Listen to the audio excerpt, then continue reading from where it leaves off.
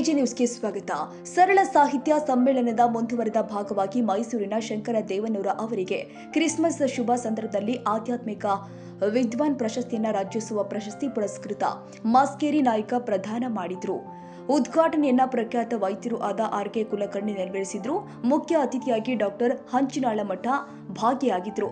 ಅನುಸೂಯ ದೇವನೂರ, ರಚನಾ Roshan, Bavaji, Akram Khan, SM. Patil, ಆರ್.ಎಸ್. ನಾಯಕ ಸಮಾಜದ ಮುಖಂಡರು, ಮೊಹಮ್ಮದ್ ಗ್ವಾಸ್ ಬೆಟಗೇರಿ ಮೊದಲಾದವರು ಉಪಸ್ಥಿತರಿದ್ದರು. ಪ್ರಶಸ್ತಿ ಪುರಸ್ಕೃತ ಖ್ಯಾತ ಶರಣ ಚಿಂತಕ ಮೈಸೂರಿನ ಶಂಕರ ದೇವನೂರ ಅವರು ಮನುಷ್ಯತ್ವ ಜಾಗೃತಗೊಳಿಸಿ ಕೊಂಡವರೆಲ್ಲ ಮಹಾ ಮನುಷ್ಯರಾಗಿರುವ ಕುರಿತು ನಿರರ್ಗಳವಾಗಿ 1 ತಾಸು ಮಾತನಾಡಿ ಸಭಿಕರು ನಿಬ್ಬೆರಗಾಗುವಂತೆ ಮಾಡಿದ್ರು.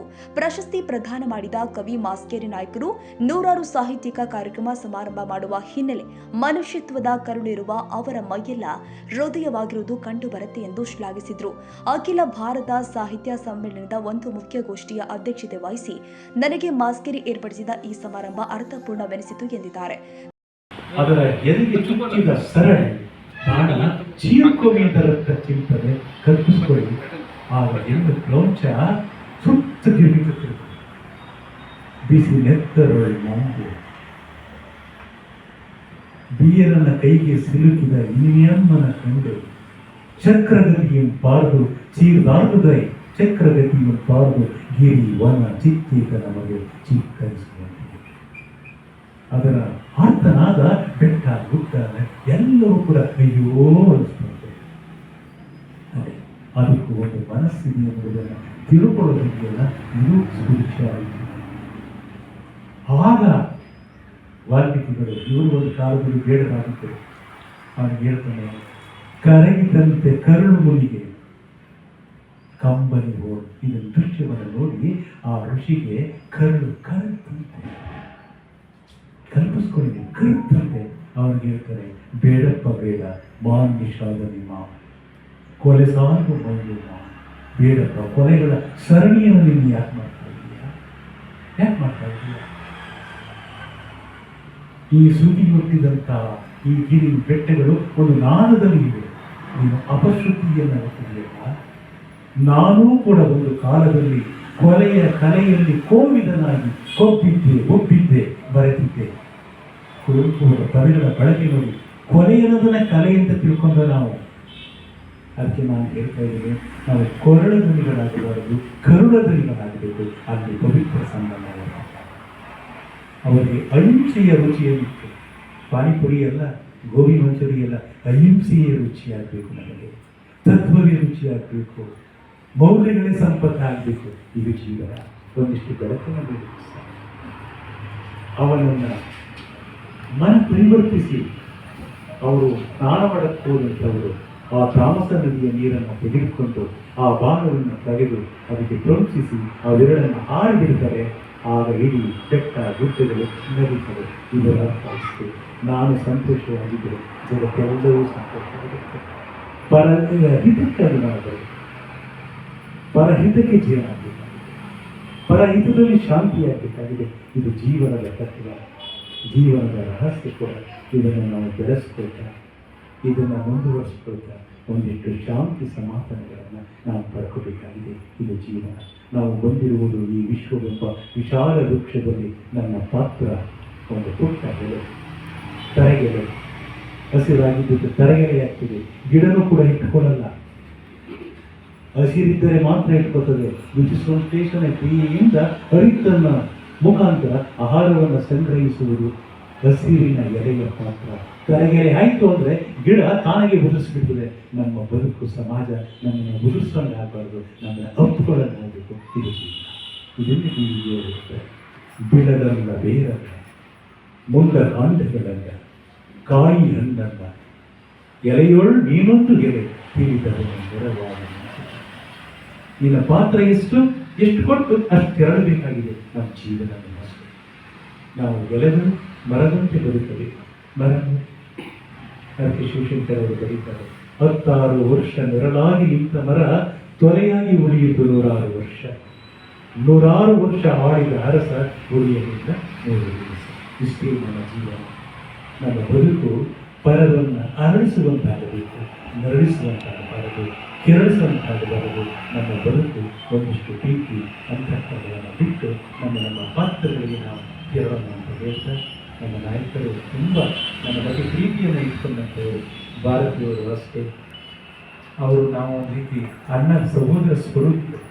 ನನ್ನ ತಾಯಿಯವರು ಕೂಡ ಅವ್ರ ಮನೆಗೆ ಬಂದಿದ್ದರು. ಇದು ನನ್ನ ಪುಟ್ಟ ಕಂದ ಇನ್ನು ಮಗು.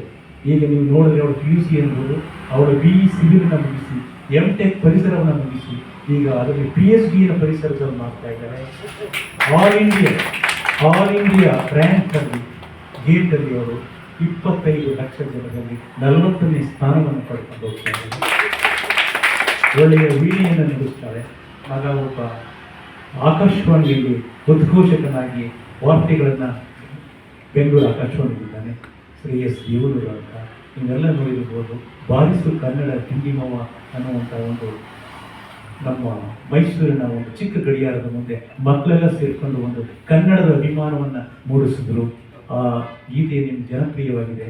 ಅದಕ್ಕೆ ಕೀಬೋರ್ಡ್ ಕೊಟ್ಟಂಥವನು ಅವನು ಕೀಬೋರ್ಡ್ ನುಡಿಸ್ತಾನೆ, ಇವಳು ವೀಣೆ ನುಡಿಸ್ತಾಳೆ, ನಾನು ವಚನ ಜ್ಞಾನಿ ನುಡಿಸ್ತಾನೆ. ಕೇಳುಗರಾಜನ ಮನೆಯವರಿದ್ದಾರೆ.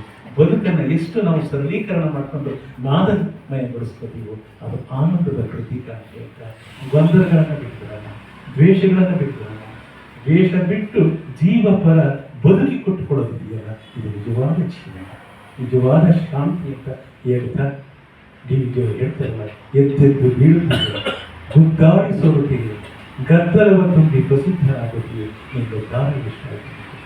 ನಾನು ಆತ್ಮನ ವಿಚಾರವನ್ನು ಆತ್ಮ ಸುಖವೇ ನಿಜದ ಸುಖ. ಒಬ್ಬ ಕವಿಗೆ ಇರಬೇಕಾದದ್ದು ಆತ್ಮಸುಖ. ಅದಕ್ಕಾಗಿ ನಾಯಕರ ಕವಿತೆಗಳೆಲ್ಲರೂ ಕೂಡ ಮನಸ್ಸಿಗೆ ಬಿಡ್ತಾರೆ. ಶಿವಪ್ಪವರು ಬರೀತಾರೆ ಅಂತಾರೆ, ಕವಿ ಏನು? ಕವಿ ಋಷಿಯಾಗಲಿ, ಕವಿ ಧ್ಯಾನಿಯಾಗಲಿ, ಉದ್ವೇಗದ ಉಬ್ಬಸಕ್ಕೆ ಒಲಿದು ನಿಲ್ಲದು ಕವಿ. ಉದ್ವೇಗದ ಉಬ್ಬಸಕ್ಕೆ ಒಲಿದು ನಿಲ್ಲದು ಕವಿತೆ.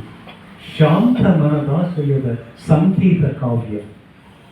ಹೂಹರಳಿ ಬೀರಿದಂತೆ ತಂಪೆರೆದರದು ಕವಿತೆ. ಸತ್ಕವಿತೆ ಋಷಿ ಭಾವ ಮುತ್ತುರಾಮ. ಕಾವ್ಯ ಒಳ್ಳೆಯದಾಗಿ ಬರಬೇಕು. ಇದನ್ನೇ ಸಂಸ್ಕೃತದಲ್ಲಿ ನಾ ಅನ್ಋಷಿ ಕೃತಿ ಕಾವ್ಯ. ಋಷಿಯಾಗದವರು ಕವಿಯಾಗ. ನಾಯಕರು ಭಾರತೀಯರಿಗೆ ಹುಟ್ಟಿದ ಮಗ ಗುರು ಅಂತ. ರಾಜ್ ಗವಾಯಿಗಳವರ ಆಶೀರ್ವಾದದಿಂದ ಹುಟ್ಟಿದ ಮಗ ಗುರು.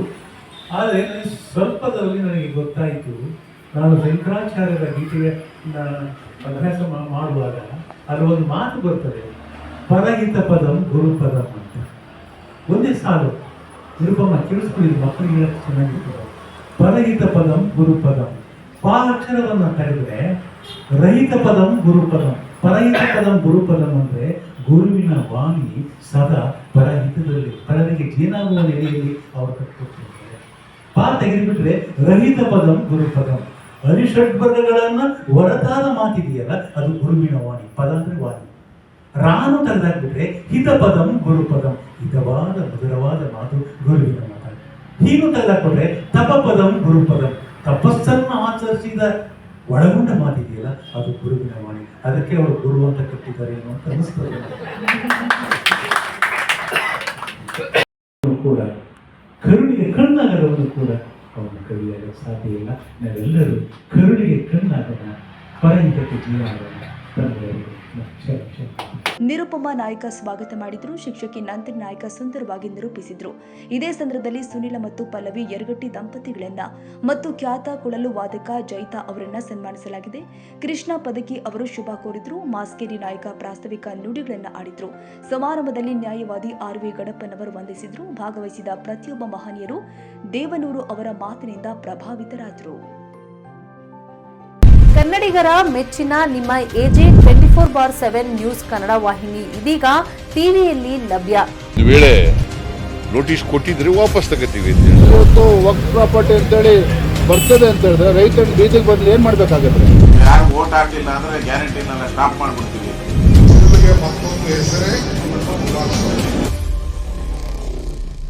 ಕರ್ನಾಟಕ ಮತ್ತು ದೇಶ ವಿದೇಶ 360 ಡಿಗ್ರಿ ಸುದ್ದಿ ಹಾಗೂ ಉತ್ತರ ಕರ್ನಾಟಕ, ಬೆಳಗಾವಿ, ಬಾಗಲಕೋಟೆ, ಧಾರವಾಡ, ಹಾವೇರಿ, ಗದಗ, ಬಿಜಾಪುರ ಜಿಲ್ಲೆಯ ಕ್ಷಣ ಕ್ಷಣದ ವಿವರವನ್ನ ಪಡೆಯುವುದಕ್ಕೆ AJ24/7 ನ್ಯೂಸ್ ಕನ್ನಡ ವಾಹಿನಿಯನ್ನ ಲೈಕ್ ಮಾಡಿ, ವಿಡಿಯೋಗಳನ್ನು ಶೇರ್ ಮಾಡಿ, ಕಮೆಂಟ್ ಮಾಡುವ ಮೂಲಕ ನಮ್ಮ ವಾಹಿನಿಗೆ ಸಹಕಾರ ನೀಡಿ ಮತ್ತು ಚಾನೆಲ್ ಅನ್ನು ಸಬ್ಸ್ಕ್ರೈಬ್ ಮಾಡಿ. ಧನ್ಯವಾದಗಳು.